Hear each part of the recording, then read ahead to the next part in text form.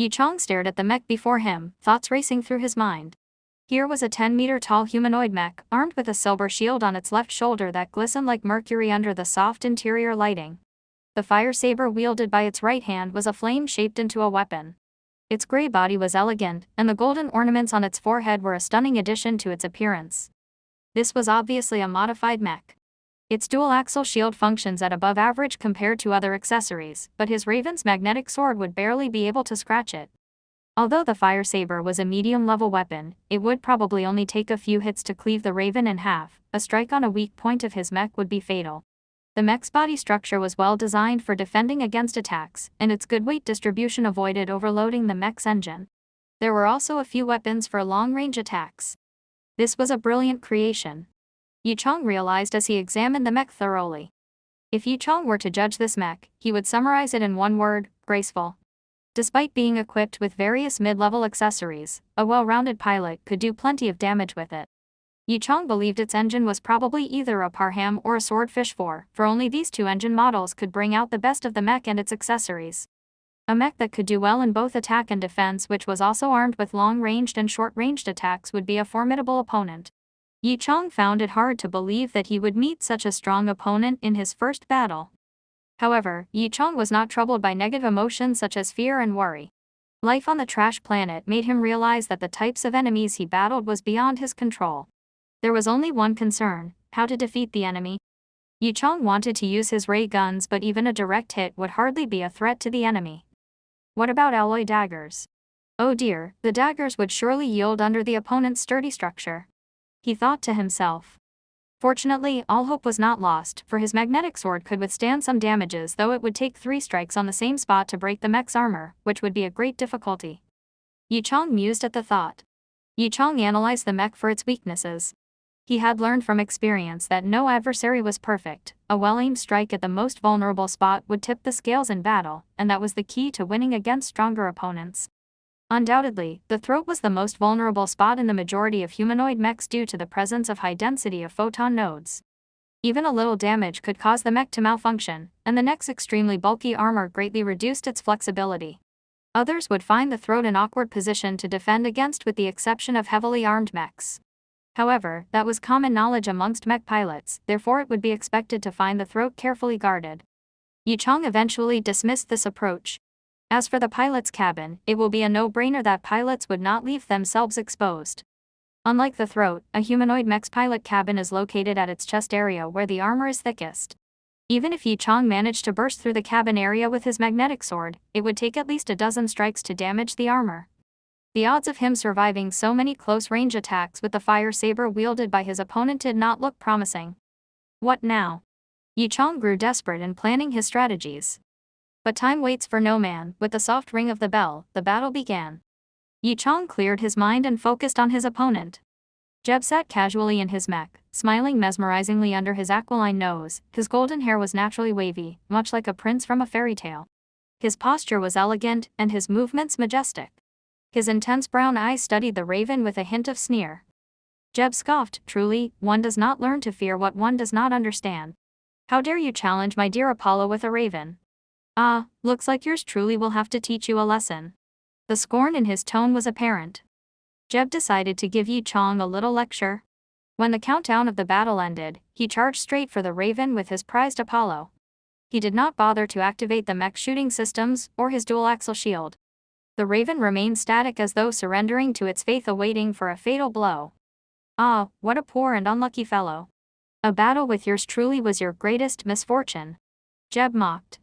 These days, Jeb was not feeling exactly cheery, and this battle served as an opportunity to vent off his displeasures. "I shouldn't finish him off so soon," Jeb snickered darkly. As both opponents closed in on one another, Jeb whipped out his fire saber, the flames flickering menacingly as it yearns for damage. Jeb anticipated for his opponent to be outright panicking and flustering. As the Raven's wings received a heavy blow from his attack, the game of cat and mouse finally commenced.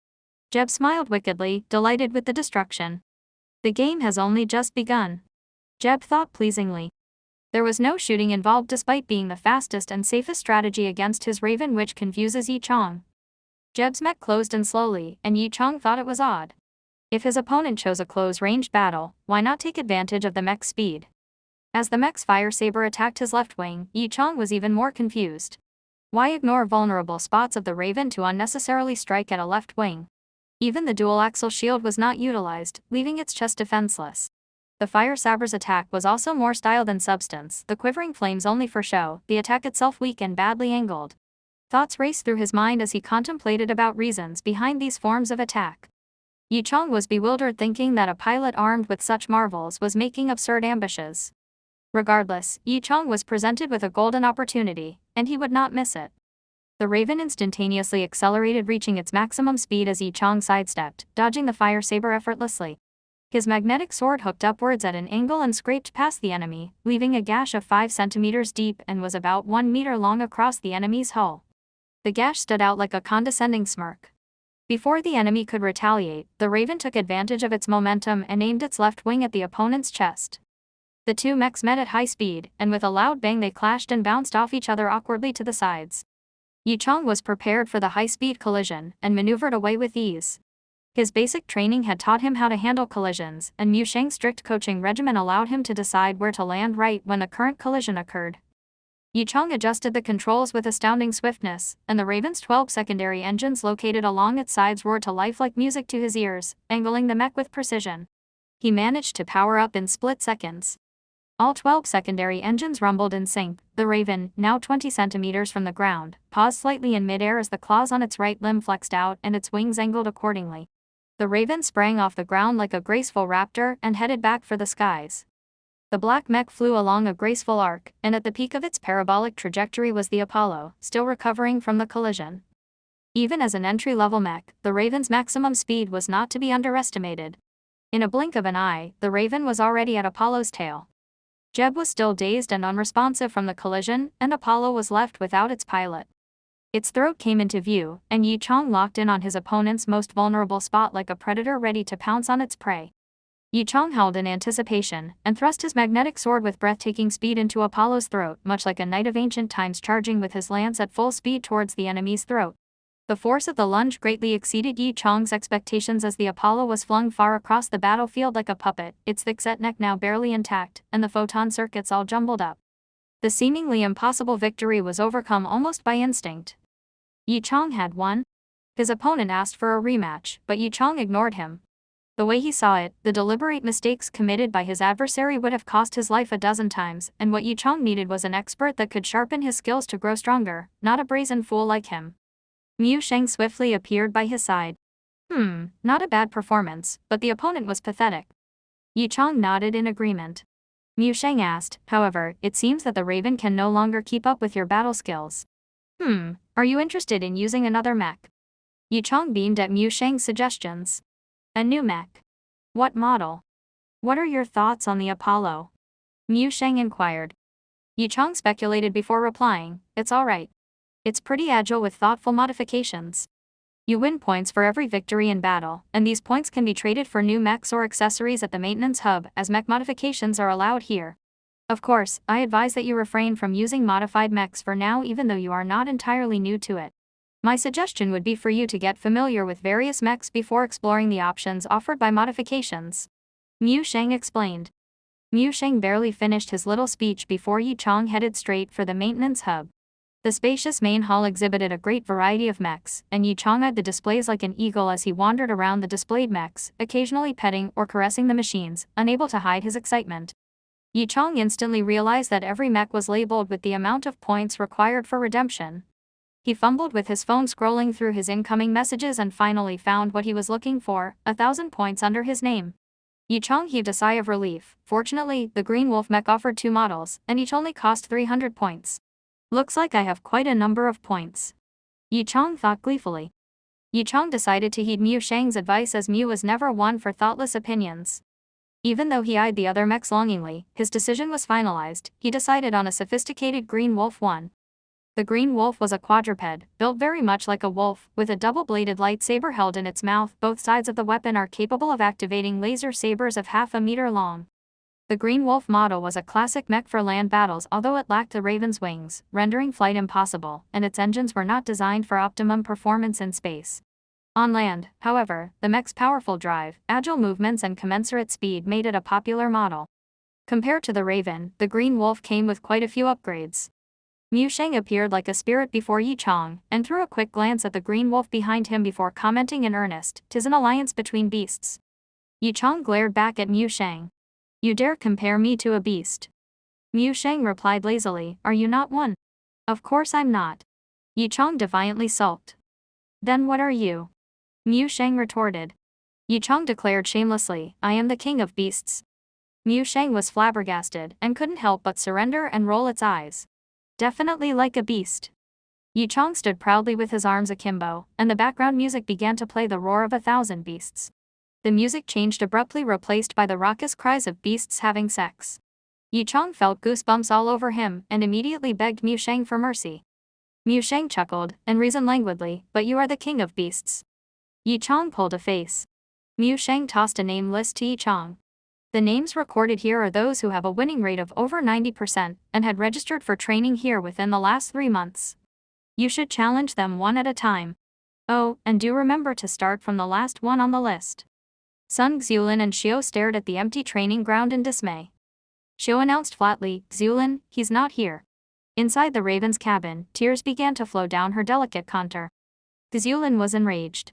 "That bastard, he's crossed the line. We've known each other for so long, how can he just upped and left without so much as a goodbye? This is too much. I'm going to give him a real beating the next time we meet." She had completely forgotten her losing track record against Yi Chong. "Let's check out the battlegrounds," Xulin said as she grabbed Xiao by the arm. They searched the battle areas one by one, but there was neither a sight of the raven, nor the one who piloted it. They were not aware of Yi Chong replacing the raven for another mech, and were also ignorant of the fact that he had left the battle area for Gudista right before their arrival on the battlegrounds. "Hey, young man, what are you up to these days? Haven't seen you in a while." An elderly man greeted Yi Chong as he was on his way to Gudista. Yi Chong gave a slight bow. "Grandpa Shu, how do you do? My schedule's a little hectic with training these days, hence the absence." The elderly named Shu was someone Yi Chong respected dearly, for he was an old engineer who was generous with his teachings, and Yi Chong had benefited much from the old man. Grandpa Shu chortled, "This old man is doing quite well, and this young man here is still as polite as always. What a nice lad, them old folks must be happy to see you there. Well then, I must be off, you enjoy yourself, young man." Yi Chong smiled bashfully. "I will, have a good day, Grandpa Shu." Yi Chong visited the central hub of an association in Gudista called Aurora. The association was infamous, its members consisting mainly of retired mech engineers and pilots of high stature with great knowledge on all things mech. The conglomeration of these individuals was a force to reckon with. Many existing companies consulted with them for their renowned expertise. The eccentricities of the association's members were also well known, where each member offered a unique set of skills and experience. The fact that the members retired with enviable pensions made financial rewards ineffective as a means of gaining their assistance. If they find someone amenable, they would offer help even if unasked for. If one is unpleasant, even a shipload of gold would not change their minds. Their disregard for money was always a cause of concern by various companies. However, the stakes were high, so the superiors have to lower their sights and dance to the members' peculiar tunes, while secretly cursing them for their humiliation. It did not help that most Aurora members were well versed in the art of politics and negotiations. The company executives who were used to taking advantage of others had found their match. Yi Chong was the only Aurora member under the age of 50. His membership was the result of an accident. In one of his early days in the virtual world, Yi Chong entered the Aurora Central Hub by accident. However, none of the members paid him any attention, as they were either engrossed in some group discussion or conducting their own research. Yi Chong, driven by curiosity, approached the noisiest group in the room and was surprised to find that they were discussing the piping designs for mech engines. Yi Chong was very much interested, and soon became absorbed with the discussion at hand. There were two old men who proposed two different design solutions, and both were stubbornly defending their own positions. Yi Chong was reminded of Mu Sheng's engine schematics and inadvertently spoke up, suggesting an entirely new approach. Suddenly, the group went very quiet. The two factions were speechless as they stared in surprise at the young newcomer that appeared out of the blue. Yi Chong gulped. That was how Yi Chong was introduced to the elderly group, and one of them eventually came up with the idea of accepting Yi Chong as a member of Aurora. This won the immediate approval from almost everyone, and Yi Chong did not get a chance to say anything before being taken into their fold. And so, Yi Chong unexpectedly became a member of Aurora. Yi Chong was not entirely happy with the outcome. He had always thought that he had inherited most of his papa's skill and knowledge and was somewhat confident with his expertise in mechanical modifications, but here in Aurora, everyone was at least a few levels above him, and that was a hard fact to swallow. Unwilling to lag behind, Yi Chong upped his game and began the long and hard journey of further educating himself. No matter which field he studied, these old-timers had ensured that it was thoroughly explored and well-researched, leaving a large gap for him to catch up. Fortunately for Yi Chong, who had a solid foundation in these fields, could absorb and adapt the resources around him like a hungry whirlpool. In time, Yi Chong's innate talent, impeccable learning skills, and solid foundation were noticed by the other members. These old men have had their moments of glory, enjoying prestigious reputations in their own expertise, but many of them were without a predecessor of choice because a good student was hard to come by. Over time, they grew interested in Yi Chong as if he was the one they were all waiting for. They welcomed his questions and let him in on many of their latest findings, further adding to the list of things Yi Chong had to catch up with. However, Yi Chong continued his studies with unhindered curiosity, and this gained the approval of his seniors. In the end, Yi Chong became Aurora's one and only apprentice, and a shared one at that. He entered into the hub, and the old-timers all came up to him. "Ah, isn't this our young lad? Haven't seen you in a few days. Did you get to understand the formula I taught you last time?" "You didn't." "No matter, we can still look at it from a different perspective, for example." The voice was interrupted by another angry one. "You old fool, don't keep annoying our young lad with questions. If you drive him nuts, I'll hold you accountable." The same voice continued, "Hey young lad, come on here, let me see if you've grown taller." "Oh, still the same old, eh? Nothing to worry about, the human body is only flesh and bones, but it's your character and knowledge that matters most. I have a few papers here that I've been working on these past few years, you can have a look at them when you're free." "Oh, old do, what an ingenious approach. How could I have not thought of that? I should start compiling my own work too." The elderly named Du was smiling with delight, exceedingly pleased with himself. Yi Chong, however, stood amongst the elderly, with the info chip from Du in hand, thrown off by the conversational exchanges. Inside, there was an extravagantly decorated dwelling room. Jeb's handsome facial features wore a twisted expression, as though a noble and graceful lord had transformed into a horrifying demon. Damn it, today's loss was completely unexpected. Jeb recalled how his gloating act must seem like a clown's clumsy performance in the eyes of his opponent, and his anger stoked into a flaming rage. The series of unfortunate events that befell him these past few days had stretched his endurance to the maximum, and Jeb could not take it anymore. He flung his virtual world hyperlink into the intricately patterned carpet, breaking the device into pieces. Just the thought of the impostor made Jeb see red. How he cursed and cursed the damned bastard. This is not the end. Definitely not. Jeb howled inaudibly in his mind. I, the magnificent Jeb, cannot possibly lose to a scum like that. I will make him pay for this, I'll kill him, that's right. I'll kill him. By then, Jeb was far from rational, his eyes bloodshot from his manic state. Jeb could not help but laugh as he imagined his opponent begging for mercy under his sword. A few minutes later, Jeb finally cooled down and regained his composure and grace. He grabbed the comms device from the table and imperiously summoned, "Butler Chu, get over here." A professional-looking man gave a fist-rapping salute and a slight bow before Jeb. This was his family's butler, Chu.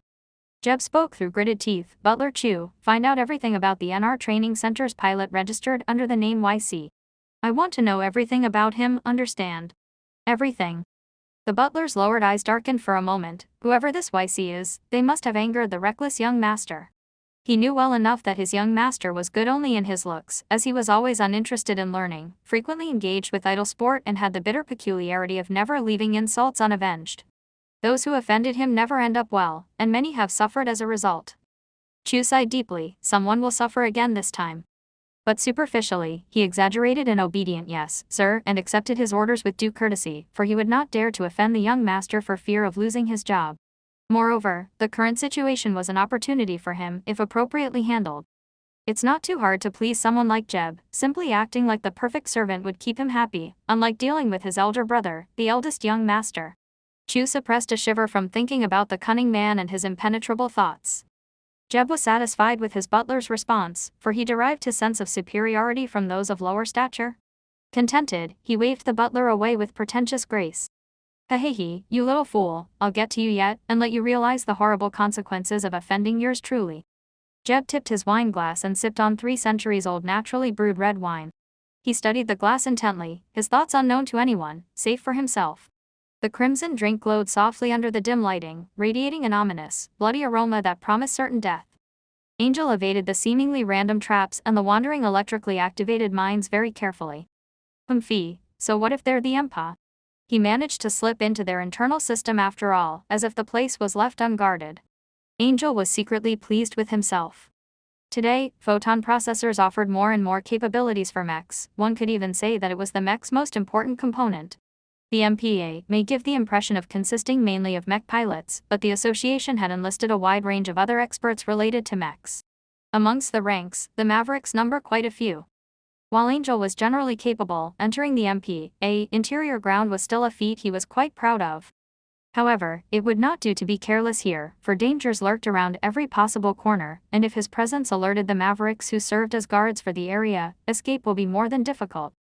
This was a crucial job. If he succeeded, the pay will be enough to support his spending spree for a good while. Angel knew that there were other Mavericks who received the same offer, and that made him eager to prove himself to be a cut above the rest. The portal before Angel emitted a bright rainbow-colored spectrum. Steam escaped through the cracks, as though the portal would lead to a fairyland. Angel suspiciously eyed the portal. As a Maverick with more than a few years under his belt, Angel came to realize that a dazzling appearance was often a cover for a potentially fatal trap. Angel bent down to reach for the floor with his right hand, and closed his eyes, and an almost faint ripple spread out from where he stood. This was one of Angel's two unique skills, called the ripple. Every Maverick had their own unique skills, and these skills represent the Maverick's attainment and achievement in their respective fields. Ripple was Angel's. It was used to scan the surroundings without triggering sensors or traps, and could even be undetectable by other Mavericks. The skill was a complementary addition to his trap-setting expertise, and his skills it made him an excellent choice for clandestine jobs. Other Mavericks may have attributed his past successes to his excellent intuition on traps and their locations, but it was all a cover for his true skill. His other unique skill would be epiphyte. Like the eponymous group of organisms, epiphyte would not harm its target, but once activated, it would cling on tightly to the target till Angel allowed otherwise. It was a very reliable skill, and efficient for tracking. Angel's reputation was largely built on these two skills. Angel focused on the feedback from his ripple. 1, 2, Angel counted silently to 8. 8 tiers. What stroke of luck, to have an 8-tiered security barrier. Angel did a double take on the situation, sensing something was possibly amiss. Without absolute certainty, Angel did not dare to make his next move. Instead, he went through his memories meticulously. That's not right. He finally figured out what gave rise to his uneasiness. On his way in, he would not have avoided all those concealed traps without his ripple. The MPA hired Mavericks were good, so it would be illogical for the security barrier to be easier to break than the earlier security measures. An 8-tiered security barrier may not be simple to hack, but for a Maverick who could venture this far into the MPA's domain, it would seem like child's play. Angel concluded decisively, there must be some other hidden trick. Right. That must be it. Angel closed his eyes and activated Ripple again, calmly analyzing the feedback with care. It took 30 minutes, but Angel finally reopened his eyes and exhaled slowly in relief. What astonishing programming! While the barrier appeared to 8-tiered, each tier was connected to the others based on some intricate principles, effectively creating an extra tier of security, which meant there were actually 9 tiers. If one had hacked through the barriers through usual means, it would surely have triggered a trap. Astounding. What an astounding way of linking between security tiers. His first ever encounter with such mechanism, and he had nearly fell for it. He thanked his lucky stars for being extra careful. While the security barrier was complex, Angel had managed a good grasp of its inner workings, and felt reasonably confident. However, as he began hacking, a green shadow flashed past his vision, catching him off guard. What was that? Angel, who was very much surprised, stopped his hacking. The portal before him was still glowing brightly, painting a rainbow hue over his surroundings. Was the green flicker an illusion? Angel wasn't certain.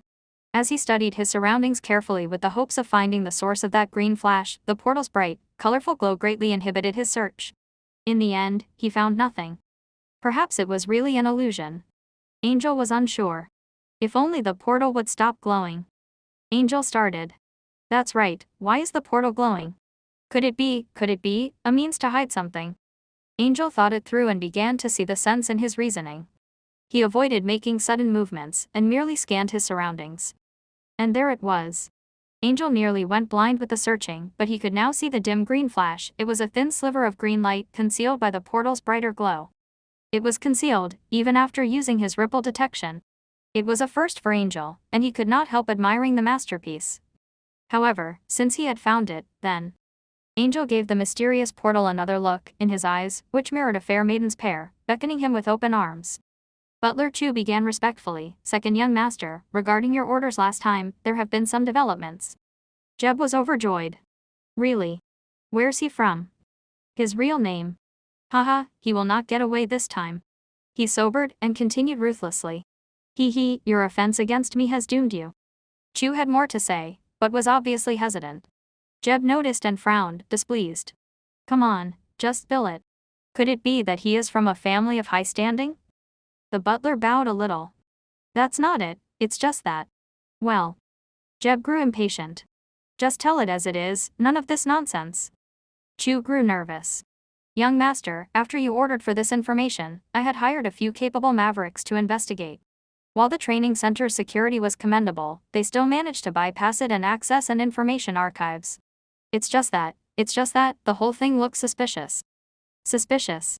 Jeb inquired. Chu grew increasingly edgy, as he knew that the second young master before him was quite temperamental. With the current delicate balance within the family, he must always be on his guard, for any error on his part would have disastrous consequences. If the matter at hand was not satisfyingly handled, the second young master might throw a tantrum, and that would spell punishment, or even his expulsion from the Luo family. Chu, who was careful in nature, dreaded the possibilities ahead.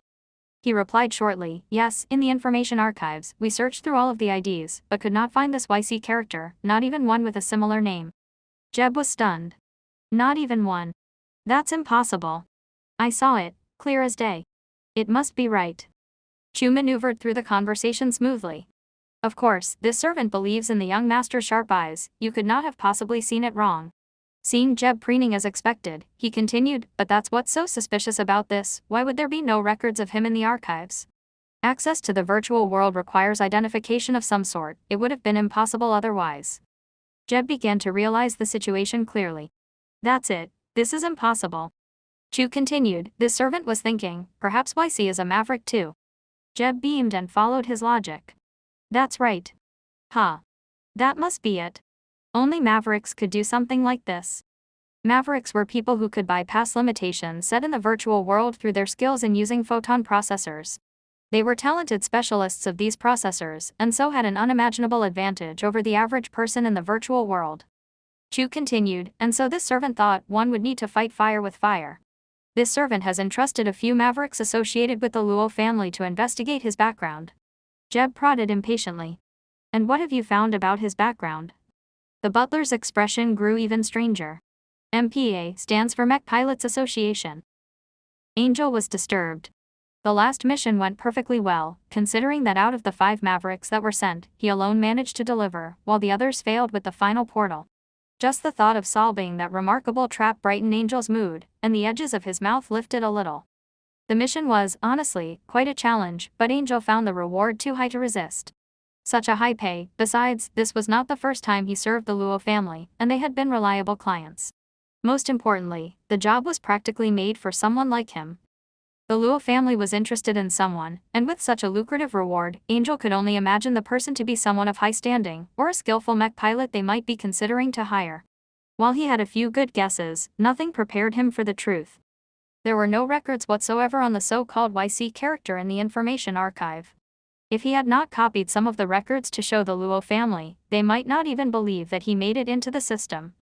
When Angel accepted the fact that the archives had nothing on YC, he felt a sense of fear. What if YC was also a maverick? The thought had haunted Angel ever since the mission. While mavericks were just like any other person in the real world, they became obvious outcasts in the virtual world.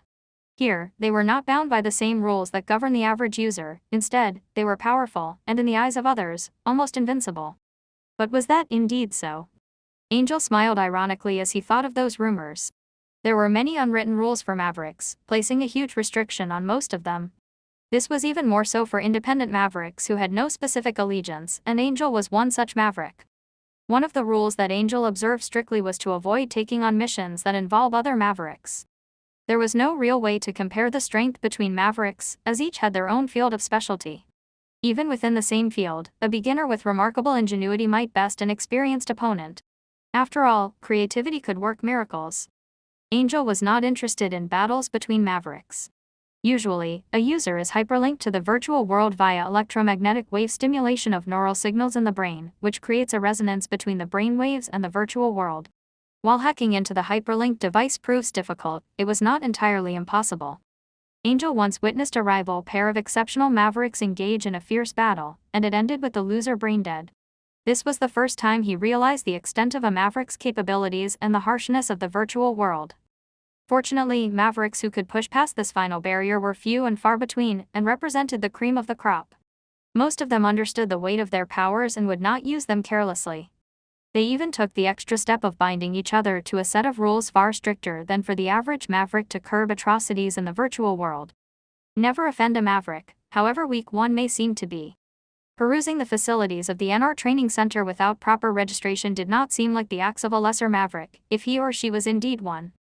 Angel felt fear spreading deep within, for he dreaded enraging another maverick, and possibly one that was much stronger than him. But the matter was not over. The Luo family had entrusted him with another mission, to find out YC true history. It could be anything, like an address, or a name. The mission came with the expected extravagant price tag offered by his client. All things said, Angel felt that he should not refuse the offer. The Luo family had been his main client, and they had gotten familiar with each other. Besides, this offer was similarly suitable for a maverick of his skill, and the return was more than acceptable. It was the highest price he had ever been offered. But Angel was still hesitant. What if the opponent was in fact the most powerful maverick? Angel knew himself very well. He was like a mole, quick to identify hidden traps, but disadvantaged in a direct encounter. If this YC character was a maverick, he would have to prepare for the possibility of being a target of revenge. If the last mission was a small offense, this mission would cross the line. The greatest fear of a maverick was to have one's real identity exposed. In the real world, a maverick is as vulnerable as anyone else. Without the ability to defend oneself, losing anonymity would inevitably lead to losing one's freedom, and possibly, one's life. Angel dared not accept the current mission lightly. His mind was still clear, not too affected by the Luo family's excessiveness. He understood that accepting it might lead to a struggle with a powerful maverick that would only end with death, or even a joint attack by other mavericks, considering the fact that what he was about to do was a huge taboo for their kind. But still he could not decide. The sky-high financial reward was very, very persuasive. Just this one mission would support him comfortably for the next decade. Angel had a 70% confidence level of doing what needed to be done without the target noticing, for his epiphyte had never failed him before. This mission is really giving me a headache. Angel sighed as he massaged his temples. He should refuse it, but the money, the temptation. He should accept it, but what if he could not live long enough to enjoy his reward? Suddenly, Angel had an epiphany. Why not meet this YC character and assess his mettle before deciding? Based on intel from the Luo family, Angel arrived at the NR training center, disguised as a tourist. Once there, he found his target shortly, YC. YC seemed to be just finished with a battle, heading outwards with his mech. Angel began to trail him, interested to know who this YC actually was. Amongst the passersby, YC seemed to blend in. Suddenly, Angel noticed something, and did a double take. Mavericks. The people who just passed by YC, they were all mavericks. Angel could feel the cogwheels in his head turning. It must be that some other mavericks had accepted the job. The Luo family had always preferred to hire a few mavericks for tougher missions. Based on the aura of those few, they certainly must be. Are they planning to do something here and now? Angel decided to stay aside and observe. After all, he should take the opportunity of investigating YC without getting personally involved. Angel focused silently, and his ripple began to spread outwards, informing him of all the details of his surroundings in great clarity. Well done. They're indeed masters of their trade, picking the perfect opening, and moving almost imperceptibly in the background. Angel felt great admiration towards these mavericks. They were experts, and worked together seamlessly like second nature. The sight was one to behold. But what happened next made Angel's blood froze. That moment was one that would stick with him forever. Yichang exited the battlefield on his knees in exhaustion. Man, that was one annoying guy. Are there even cubs in the jungle? Why was everyone on the list prepared by Mew felt like they were on steroids or something? They were so tough that one couldn't win without losing a tooth or two. While Yichang was consumed in his thoughts of his battle, something was brewing. Yi. Look out. Mu Sheng's voice rang in Yichang's head, like a bell. What is it? He looked around, tensed. There are 4 mavericks identified nearby. One located at the corner, identity unknown. A hologram of an overview of the area appeared before Yichang with locations of the unknown individuals marked by Mushang. Mavericks. What is that? Yichang questioned in curiosity. Currently it is not possible to make a clear and concise explanation here. We will talk about this when we get back. We are not aware of their intentions to. Stealthily, the Mavericks surrounded Yichang.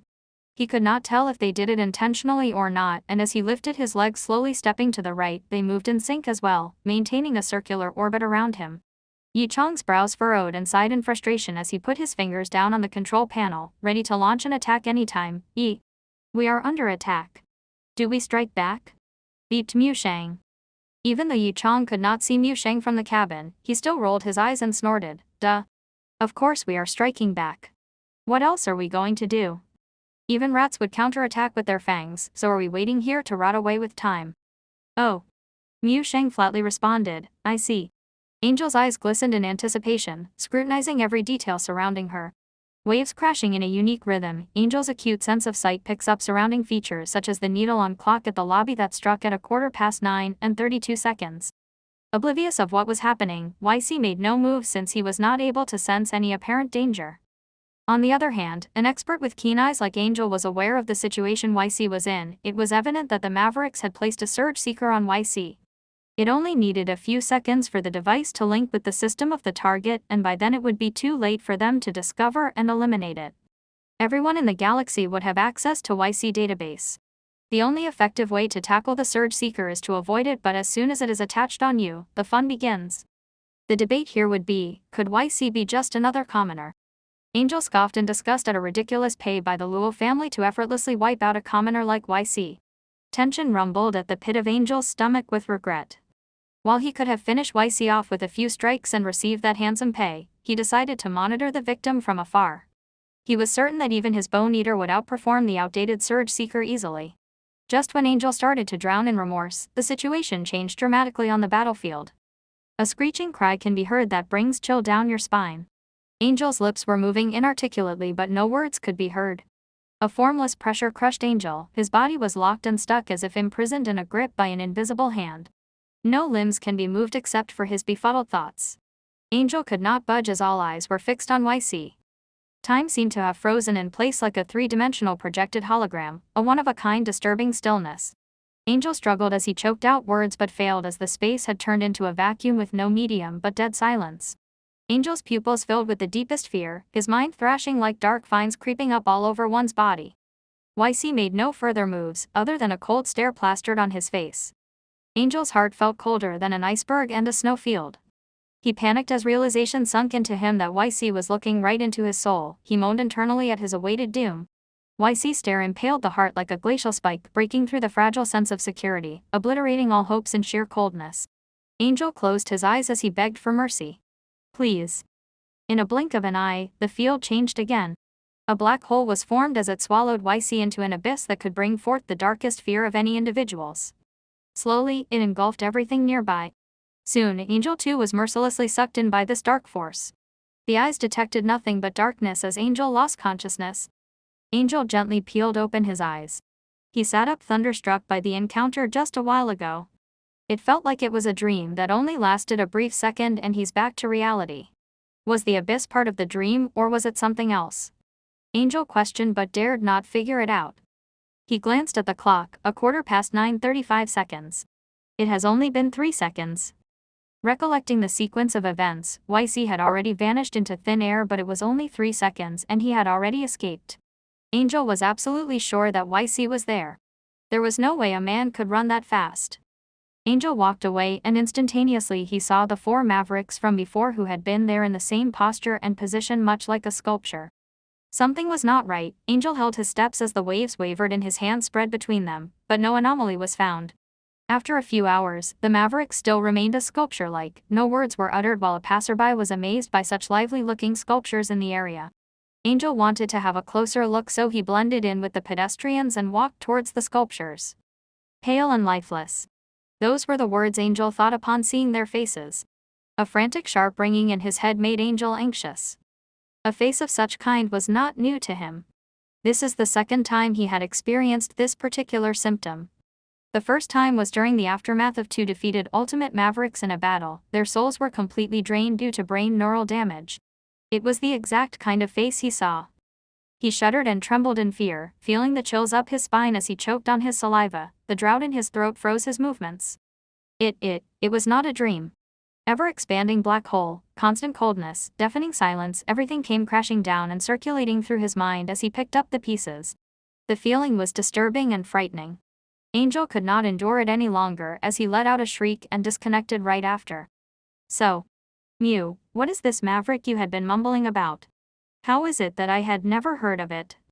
Mavericks are the experts in utilizing processors at the virtual world with special abilities. They are known as the ones in the gray area, for they stand between life and death. The black and white could be both benign and malignant. Hence, the name. Mavericks denote the field they hold expertise in, so much it felt like a walk in the park.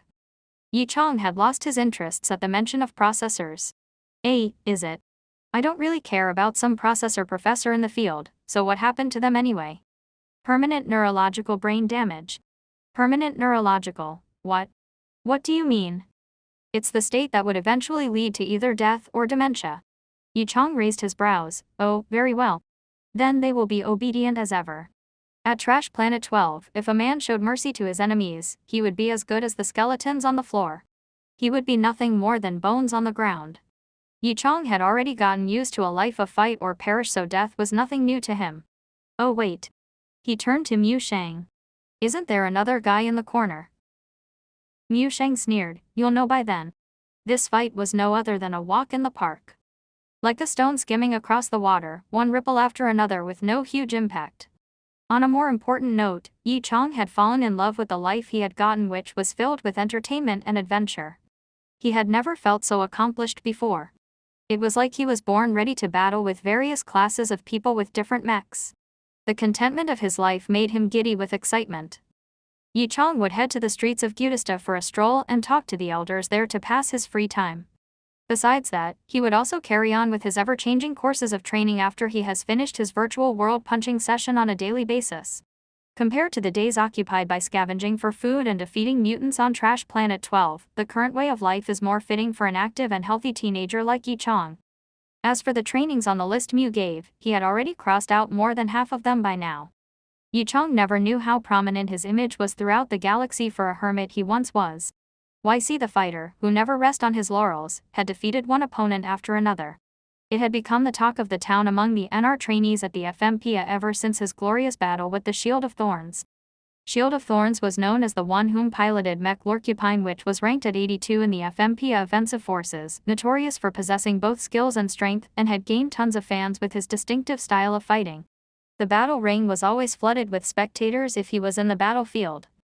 A man so great was in the end defeated by Yi Chong with a final blow to the head. Despite the impressive triumph, everyone thought there was nothing extraordinary about the battle. Any individual would have to face defeat one day, with no exceptions to the top fighter in EMPA, the Son of Light, who averagely gets knocked out around 10 times a year. Therefore, the Shield of Thorns must have some breaks in his consecutive victories. What was astounding was the fact that Yi Chong's mech was only a Lackerl. Lackerl, namely the Soldier Major, is a humanoid mech with low specification and built with a sturdy shell, providing an astronomical defense compared to other mechs of the same level. Additionally, it also has a mediocre or even unbearable speed and mobility, inferring it to be more of a threatening defensive niche in the field. It was especially threatening when the high-speed range shooting technique became a trend among the fighters, which just happened to be the biggest counter towards its guard, thus killing the population of Lackerl users close to extinction. Spectators booed at Yi Chong continuously upon seeing him maneuvering a Lackerl into the battlefield. Lorcupine, categorized under OU overused, for its premium quality and high ranking in offensive forces, would have crashed this wall easily in one blow. Yi Chong found such expertise absolutely unnecessary and tediously lengthy in mastering the skills. It was too complex for a mere child who had never been through much like him to understand. But frankly speaking, he likes the Lackerl because not only was she the first humanoid model he piloted in the training field, she also looked quite similar to Winnie. In spite of her weight, she moves considerably faster than good old Winnie. A premium model dueling with a novice model can be compared to an armored warrior fighting a naked farmer. Nothing much can be expected from the result, seeing that there would be no dramatic twist or the what-ifs. The spectators watched in agreement that the Shield of Thorns' effortless victory would be justifiable from the model of Yi Chang's mech. It was a wrong model to begin with, but the unforeseen circumstances before the audiences had them gawping in awe and surprise. Lacro swoops down and struck its opponent. It took the Shield of Thorns by surprise as he sneers in discontentment. How badly does she want to taste death? Spectators booed in disbelief at YC, a hero of the Zeros. Suddenly, the room was filled with silence as everyone stared at next spectacle with wide eyes. Judging from their reactions, everyone had the same thought: how does a heavy machine like Lacro move this fast? Jaws dropped as they continued to observe the battle. Lacro circled Lorcupine swiftly, and every swing of the sword confused the Shield of Thorns. At times when he thought to have gotten the sequence of the attack, Lacro 1 managed to pull a different trick. In the end, he failed to even land an attack on the Highness, Lacro. Lorcupine was dazed in confusion. He was the one who owned a premium mech but was struck down by a novice mech. It dawned on him that the Lacro 1 looks different, as if it was upgraded into a brand new model. Could it be that the Lacro have been modified? Did he replace the engine? How could Lorcupine not land a single strike even if Lacro 1 was modified with marvelous craftsman skills? Are you freaking kidding me? Thoughts raced through his mind in frustration. Still, that was the reality even if it was unbelievable. The Lacro piloted by Yi Chang had the upper hand throughout the fight. However, Shield of Thorns was not a weak one either. He is well-rounded in offensiveness and defensiveness.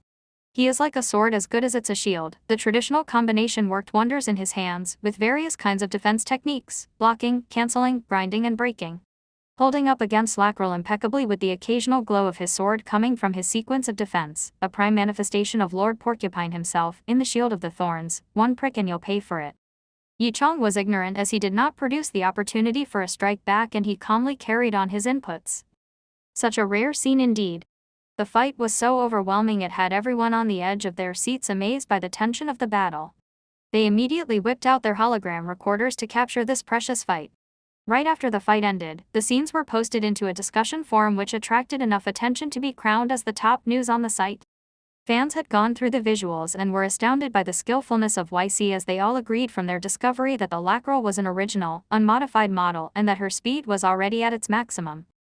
The difference was, however, YC piloted her in a fair set of movement with sharp turning points rapidly done between each step, and by the time Mr. Shield of Thorns could land an attack, YC would have placed her at a safer point, an illusion created that the Lacro outsped the Lorcupine. In addition, the heftiness of Lacro was an advantage YC utilized. According to the analysis based on the visuals, the direction of the sword was aligned with the direction of impulse from Lacro herself in every strike. To put it simply, every attack made had an enormous amount of kinetic energy under the highest speed of the mech, making Lacro into a killer machine, brandishing to land a strike. Without a doubt, Lacro 1 was an intimidating opponent. Regardless of the mech's model, be it a fighting type or the shooting type, the core would always be the speed of control. When the speed of mech is high, maintaining the accuracy of inputs would have been highly difficult even with the aid of a powerful processor. Technically, when the mech reaches a velocity that passes the highest capacity by more than 70%, the struggle to maintain an accurate input would steeply increase. While YC broke the speed cap and was still able to glide like a bird, the other pilots who were watching couldn't help but to salute him out of deep respect. To think that those outcomes of the investigation were already astonishing, there's more. One attentive pilot calculated YC movements. In 3 seconds, within a distance of mere 100 meters, YC had already executed sharp low-angled turnings 8 times. When the results were posted on the site, the pressure was exerted and the anxiety brewed. Such technique was called the low-angle turning, the most practical and yet the most challenging technique to perform by the speedy models. Well, almost all pilots knew the trick, but it was still the hardest one to play out. The sharp turnings while traveling at maximum speed would constantly bring discomfort to the pilot's body, which would heighten as the speed increases. 8 continuous low-angled turnings in 3 seconds was a baffling accomplishment. It was almost as if YC was a mutated ape from another galaxy. The community thought that it was preposterous and started doubting if the calculation was done correctly or not. The network was a virtual reality. If he couldn't do it outside the virtual world, he could never do it here. The system would have prompted him about system failure right away. Questions filled the air about a man achieving the unachievable. Could a mortal's body be this durable? Anyone that knew about the mysterious YC started to monitor him as fans awaited more mind-boggling matches to test the limits of their hearts. YC is like a never-ending cave of treasure where one will not see the end because there's always a new trick up his sleeves that constantly caught everyone by surprise. Skills ranged from the Thomas spin to the wavy step were classic moves that were like bread and butter to the pilots. As fundamental as they were, the skills became something that was extraordinary when executed by YC, at the same time deadly as well. Moreover, his emergence shattered the dogma of how advanced techniques would win them all, and the superstitions of how a premium mech would determine victory in the general public. The trends have evolved into a new era where basic moves were in the spotlight once again. There were even some who identified and compiled every set of moves used by YC in the visuals available as new references in the textbooks. Not once did YC ever comment about his reputation. He had unfailingly challenged 3 pilots a day and vanished right after. No one could tell who he was and no one would know where he came from. He would always remain a mystery among the community which had initiated a cult of his fandom, those that crazed for his appearance and craved for his flaunt of skills. Contrary to the habits of the pilots, YC had never operated only one particular kind of mech. Instead, he changed them regularly, and all of them also happened to be the pre-made models. Pre-made models were more of the majority than modified models in the field. These models were mostly used of commoners like YC due to the fact that they could not afford to modify their mechs, which would cost them a fortune. Plus, these standard models have stark disadvantages compared to the modified models, but despite that, YC brought life into them. Every single ounce of the mech's capacity had been utilized, their wills were resuscitated, and the continuous episode of the week surpassing the strong replayed on the battlefield. Whenever YC piloted a different type of mech, a brand new variation of strategies would get showcased, and it would be beyond everyone else's imagination. The ending of his moves could hardly be predicted. Like the master among the experts, every input was under his control and anything under his vicinity could be killing weaponry. Once the champion fighter, the Son of Light, commented, "If he were to pilot a mech of the same level as mine, I'm not even sure whether I could take him down." The visuals of Eek's battles were the hottest items in the virtual world. YC could be seen as rather impulsive fighter to the other world, but he could not care less. Yichang was not concerned about whoever that sang for his victories and thirsted for his fights, his life would not be altered by them. The battles that he partook up until now was to sharpen his ability and to improvise the chance of survival on this dying planet of trash. Without a doubt his mentor Mu Shang was amazed. This is a good trick. You could think about keeping it. Mu Shang praised as he watched Yichang perform a low-angle turning. Later in the days, Yichang had a new daily task at hand, which is to pilot Mu Shang. Wow, Mu actually pulled off a significant low-angle turning about 20 times in 3 seconds. That is scary. Yichang mumbled to himself. The first ride ended up as quite a horrifying experience to Yichang. He had to drag his feet out of the cabin with his face drained of color and his legs trembled. Before he could even utter a word, he threw up drastically and was forced to take a break for the next few days despite having a strong physique. Damn it, Mu. How could you do this to me? You actually shut down the cabin pressure buffering system. Yichang muttered in complaint as he flopped on the bed while shooting a glare at Mu, who was smirking at the side. Fee. The side effect does not seem too bad. We could still increase intensity. Yichang was exasperated, but with a final blow, he was knocked out.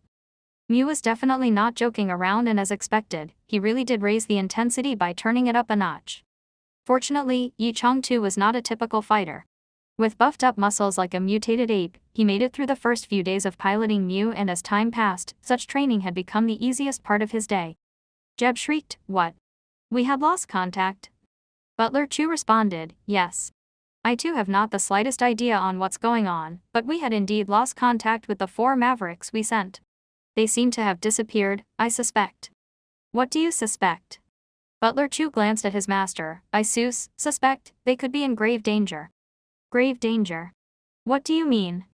"I had heard from Sir Luo that the Mavericks hold the ability to disrupt the neurological system of a man's brain through the network of the virtual world. Given they were strong enough, I speculated, where these happened to be."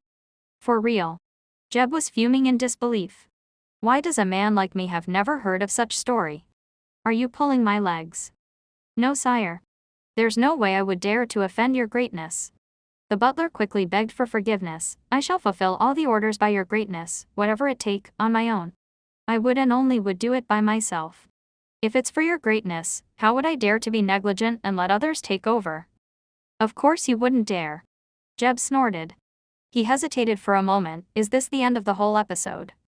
Jeb knew very well ever since he was born into a big family like this about the dangers of making enemies in the field, especially those who lurk in darkness whom he couldn't see.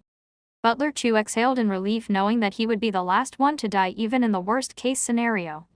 Master is such a decisive and forgiving leader.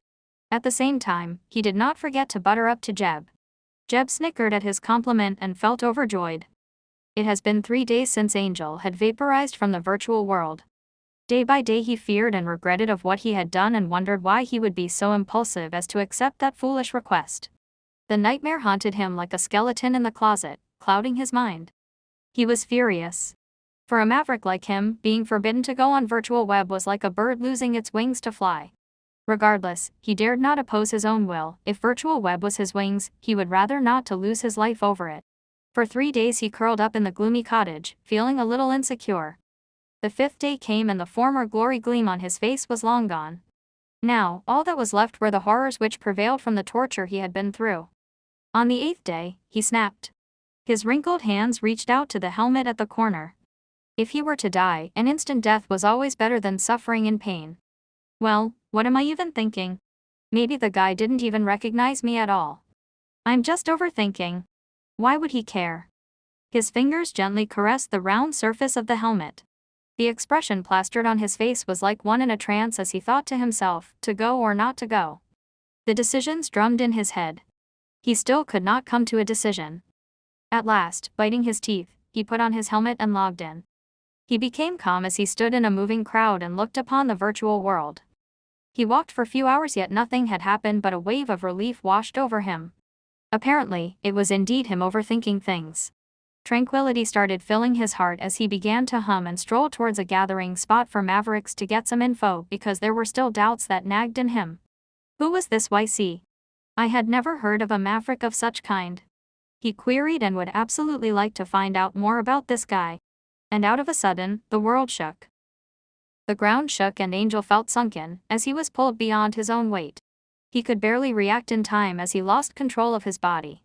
It might be happening in the virtual world yet his body was soaked with cold sweat. A mystical voice boomed into his ears, "You have finally come. I have waited long enough." Angel replied in a trembled voice, Who are you?" He acted frankly, for it was perhaps the last day or the last moment of his life. The reason being that he would really want to know the identity of this man among the mavericks, not with vengeance, but with admiration. YC had earned his respect during the battle before for his outstanding performance in any aspect of the field that Angel could not compete. Like an alpine mountain in his career, steep and craggy, YC became the idol in his mind. If he were to be dead afterwards, due to YC, Angel would be fine and have no complaint with that fact. He was prepared for the consequences, knowing the fact that YC could have been a member of the Mavericks all this while. Angel froze alone in a distorted posture in place.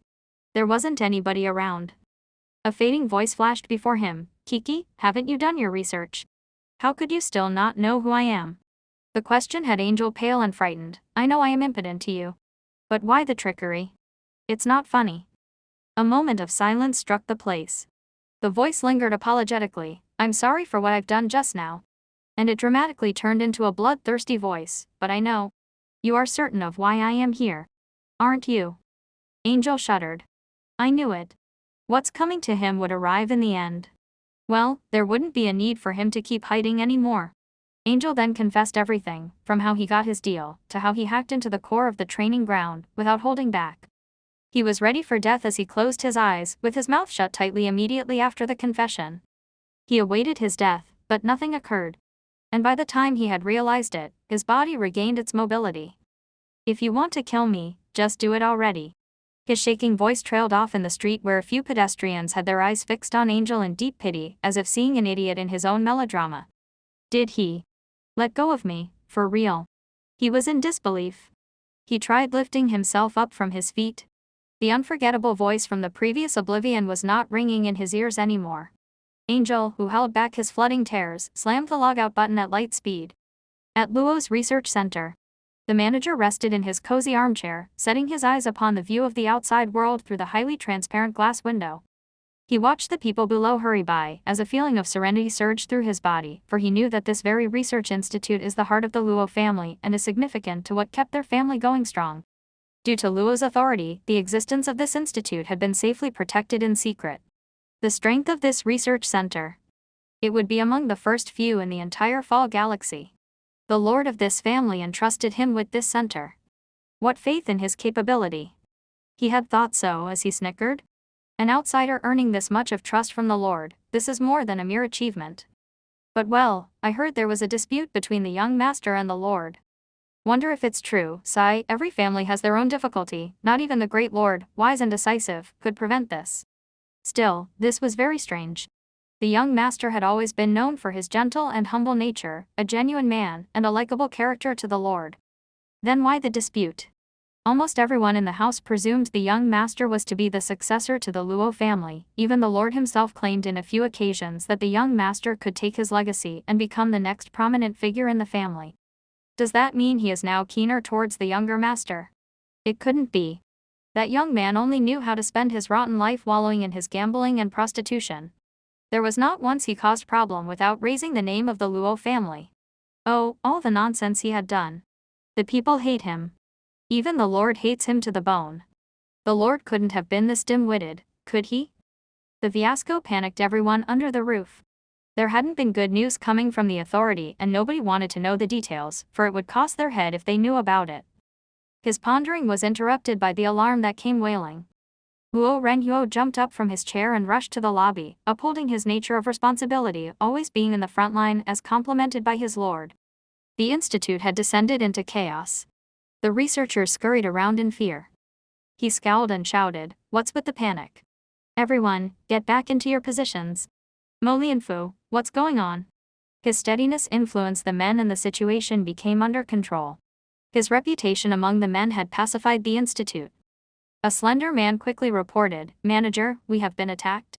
Our processor was damaged and we have lost control. What should we do? We are doomed at this rate." Lost control. His head was bombarded by bewilderment for a while, with his eyes reflecting the horrified look of Mo Lianfu awaiting for further commands. Luo Ren was finally conscious. Surely he could not go wrong at this stage, if not, everything else would go wrong. They sprinted to the processor control room, where the usually empty room was crowded by people by then. None of the crowd were tranquil. An aged researcher waved at them. "Elder Mo, how's the situation? Could we retrieve control?" Manager's tone was somber, but he tried maintaining respect towards Elder Mo, for he was Mo Lianfu's grandfather, who also happened to be the senior researcher in the institute. Even the lord would address him as Elder Mo. Elder Mo shook his head. "It's really, really bad. The attacker might have been a maverick, who snuck in stealthily into our institute. OH, how could we have not noticed? The shame." Elder Mo felt sorry for his helplessness. "Is there really no way to resolve this?"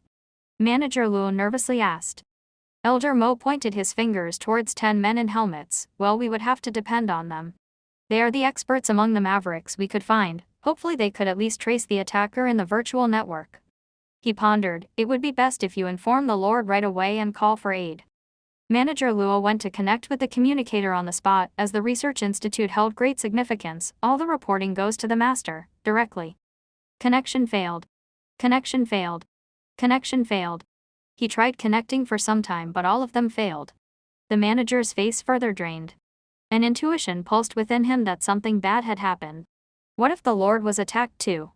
His heart skipped a beat. This is a planned attack. Everything was well chained and well guarded. And they could only passively stay. Who in the world is this brilliant attacker? He whispered, "Elder Mo, stay here and watch over everybody. I'll go get backup from the lord." And he jumped right through the window. Wait. This is the 80th floor of the building. Manager. As he fell freely in the air, his right pointing finger and middle finger fondled the mech warping button and in an instant, a blazing red humanoid mech appeared before him. He grabbed the right arm swiftly and slid into the cabin.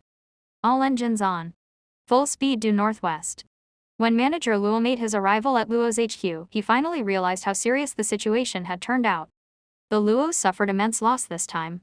It is beyond calculation. When he saw the lord, he couldn't believe his eyes. The sulky man in his elderly was the wisest leader of the family for the past 200 years. The confidence, grace and exerting pride were no longer seen by then. The lord before him was merely an elder in despair. There wasn't much for him to do anymore, thus the manager backed away. This time, the resultant attack caused an estimated loss that everyone in the house feared. A fatal blow in the record of the Luo's reign. If it wasn't for the young master who took over the place straight away after the raid, the chaos would not have ended just yet. The raid source was inferred to have come from the virtual world, as all units that made direct connection to the virtual world were involved in the attack. Moreover, though, in this raid the attacker had also applied indirect attacks with external forces, meaning the inputs were too from the network. After some analysis made by Luo's own technicians, these attacks were believed to be done single-handedly. That means, there could only be one man on the other side. If it's so, it would be terrorizing. One man. One man who could perform such detailed planning with such complicated calculation instantaneously on all units. Does he have shadow partners or something? At this point, everyone showed disbelief. The attacker did not leave any form of trail, not even his input calculations.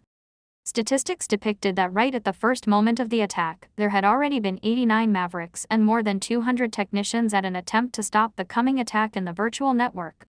The figure showed a steep increase to 152 Mavericks and about 400 technicians online.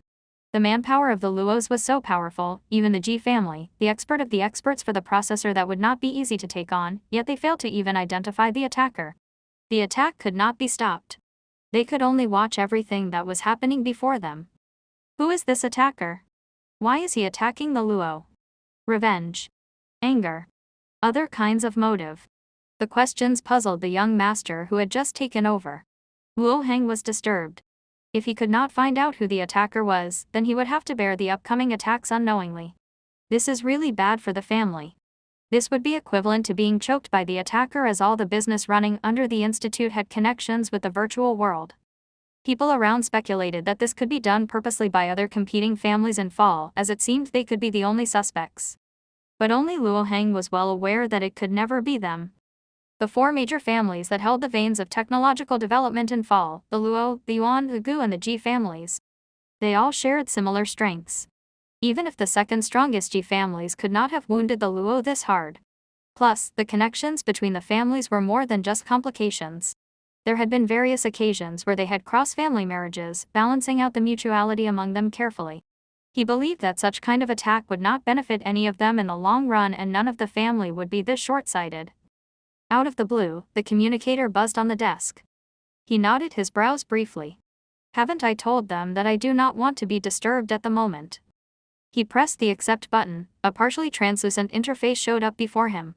Oddly enough, there wasn't anything on the screen, and a dubious voice came from the other side. Greetings. It was such a pity that I could not appear to celebrate this occasion. Oh, I almost forgot. Congratulations on becoming the successor of the family.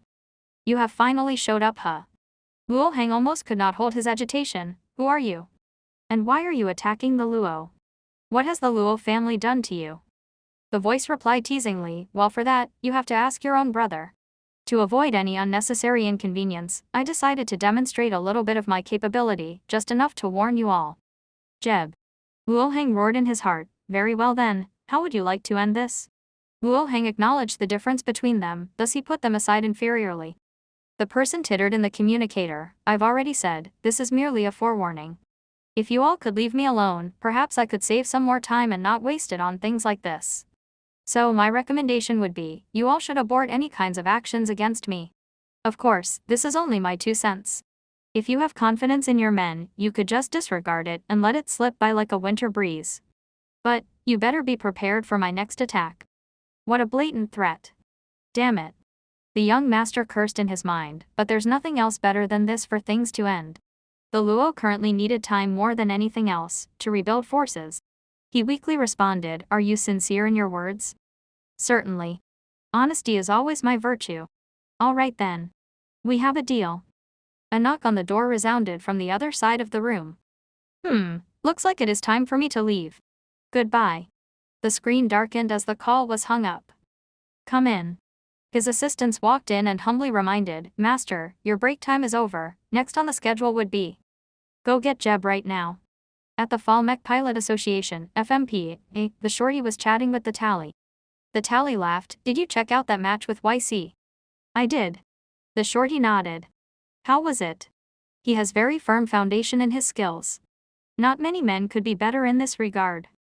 The tally was a bit surprised. Oh, that means you think that he is underperforming in everything else than the basic moves. Yes, I do agree the fact that he still needs some tweaks in other aspects of piloting, but I must say, he sure had some shocking growth over time. The tally agreed, right. His talent is beyond expertise. A bright future lies ahead of him. Yeah. What's your count on him? Shorty was proud. In 3 years, he would still not even be my opponent. The tally giggled. What about 3 years after? Well, it would have to depend on his rate of improvement. But at this point, there's a high chance he could easily surpass me in 3 years. The tally lowered his voice. I guess they had started to notice him, haven't they? Such talent, with such a grand debut he made in the battlefield, how he could expect they would not notice? Do you think he would be chosen? The shorty asserted. Of course he would. Are you sure? The shorty was serious in his tone. That man was as if he was born for mech. But, the FMPA says they don't even have a profile for him. Well then, just let them be bothered with that, we watch our match. The tally chuckled, right. As expected, nothing else mattered to Yi Chong, nothing but the opponent before him. The battlefield was set the woods, which was not commonly used since most mech pilots today combat in space. Even within the atmosphere, battles usually took place in the sky, which was why mech models that specialized in shooting became conventional. Shooting was always Yi Chong's Achilles heel, since he had never so much as to wield even the most rudimentary model of ray guns. The galaxy's government had strict policies on weapon disposal. This meant that Yi Chong had lived with only physical ammunitions, and that space pirates would not be able to resupply their ammunition from trash planets. And our training without physical feedback had its limits since mental and physical developments are complementary, and one cannot improve without the other. Yi Chong faced the exact same problem during his shooting practice, and even Mu Sheng could not offer any further assistance. The thought of Mu Sheng lifted his spirits, and Yi Chong smiled a little, wondering what the mech was up to these days. Distraction amidst a battle was bad. Yi Chong quickly gathered his thoughts. The mech he was using now was a deep purple dark shadow. A high-level assault-type model. The body was thin and elongated that enabled high agility at a close range. It stood at 8.5 meters tall, shorter than the average height of 10 meters. The mech was equipped remarkably, 2 durable magnetic daggers that looked as dark as night, its quality far better than that of the Ravens. Unlike laser sabers, they blend into darkness, a perpetual threat that remained largely hidden from sight. A 30-centimeter-long sickle adorned both its wrists respectively. These double-edged blades were made of densely compressed metal alloys, capable of slicing through most mech armors. Yi Chong approved in particular the way the sickle was further coated with black paint to avoid unwanted glaring. The mech's calefuls were similarly armed. Other concealed weapons like retractable blades from the tip of its feet could be found on numerous parts of the mech, and Yi Chong, who was always one for guiles and craftiness, appreciated them a lot. This was far more acceptable than his little trick of attaching the barbs on Winnie. If the mech was coated with black paint all over, it would be perfect, thought Yi Chong.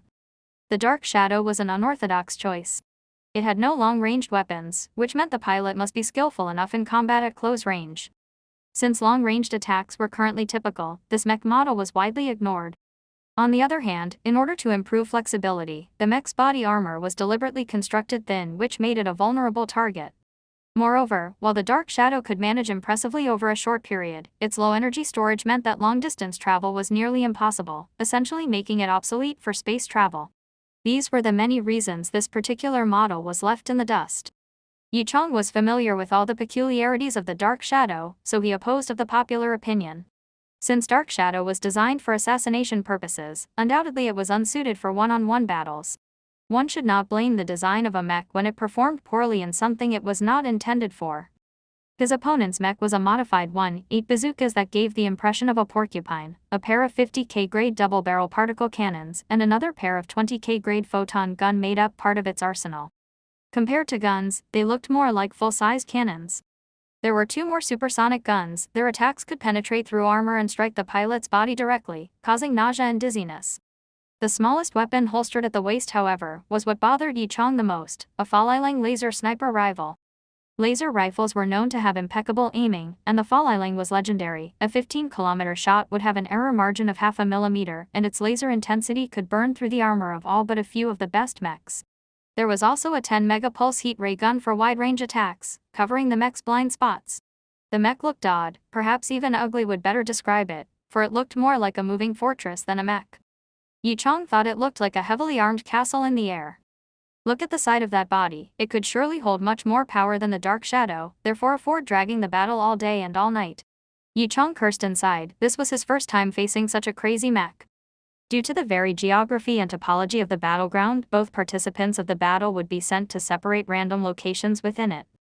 Time to enter the woods. Yi Chang thought coldly.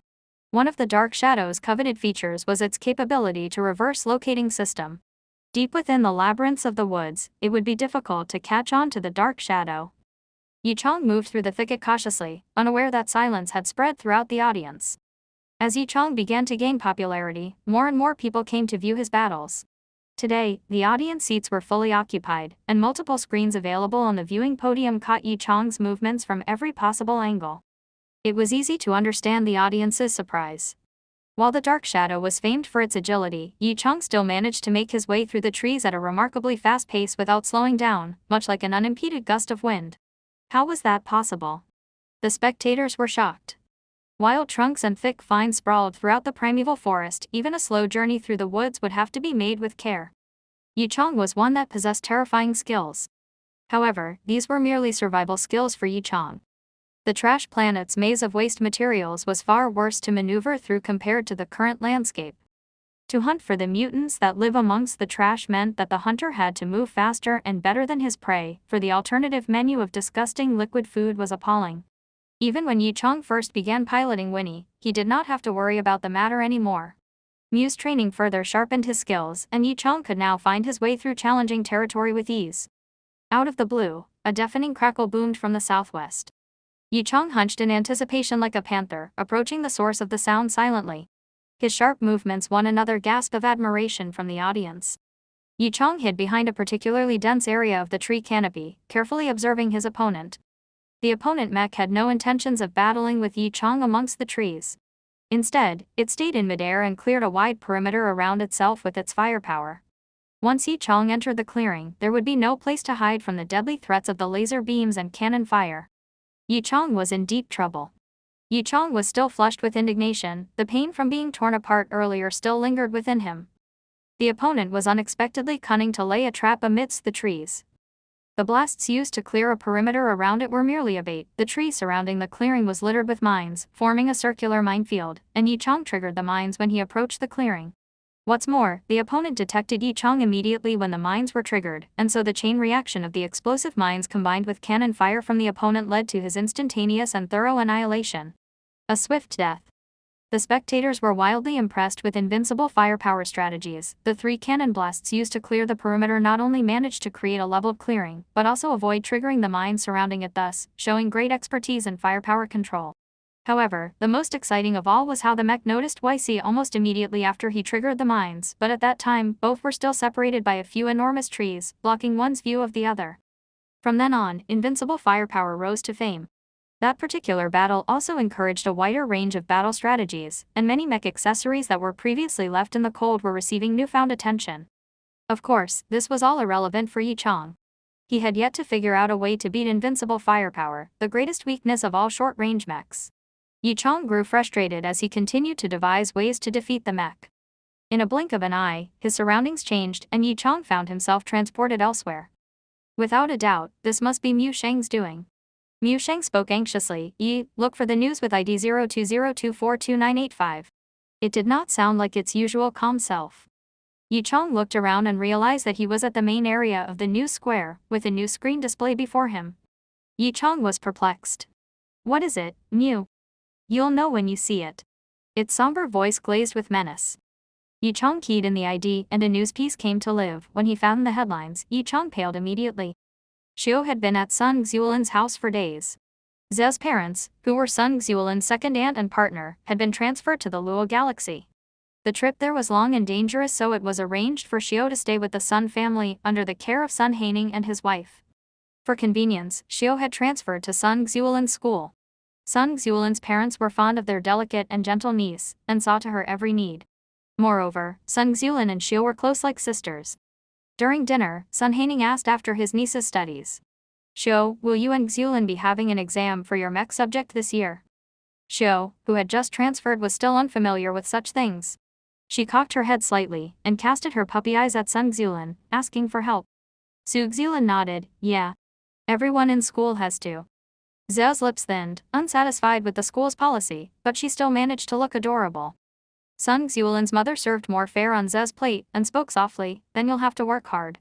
Xiulan can help with your studies. Oh, I remember you two were attending daily trainings at the NR Training Center. How did that go? At the mention of the NR Training Center, Xiao slumped a little and focused on her meal, unwilling to speak. Sun Xiulan was also looking a little awkward while stuffing herself mechanically. Her mother was surprised. Ah, Xiulan, I thought you never liked celery. Whatever led to a change of mind? Sun Xiulan blushed intensely, but continued to fill her mouth indiscriminately as if nothing was wrong. Xiao, who was feeling a little down, cannot suppress a slight chuckle. Sun Haining appeared to be oblivious of the duo's emotional turn. Xiulan, that YC guy that you mentioned last time is amazing?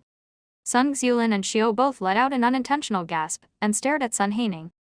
Her father reminded them, did you forget about him? The guy whom you said was skilled at piloting the Raven and performed a wavy leap. Sun Xiulan grew anxious. What about the YC guy? Xiao stared at Sun Haining with her pearly eyes, interested in the conversation. Sun Haining was pleased to have the attention of the two young girls, but kept that to himself. Instead, he went off tangent. Oh dear me, my plate is empty. My favorite dish is the sweet and sour fish, it is simply wonderful. Ha. Xiao was stunned speechless by the man's diversion. Sun Xiulan, however, was already familiar with her father's gimmicks. She immediately grabbed a large bowl full of sweet and sour fish and emptied it into her father's plate in one smooth motion, obviously well versed in her role as a daughter. Xiao observed her host's bug-eyed as Sun Haining's wife gave a discreet laugh, used to their antics. Sun Haining chewed on a piece of fish and closed his eyes to savor the taste. Ah, this is good food. He opened his eyes to the glaring eyes of his daughter, empty bowl trembling in her right hand on the verge of eruption. Sun Haining sobered a little and decided to not push any further. Haven't you heard about the YC guy? He's going viral on the net, his battle videos are the hottest things around, and even I have watched a few of them. The man's got skills. He continued.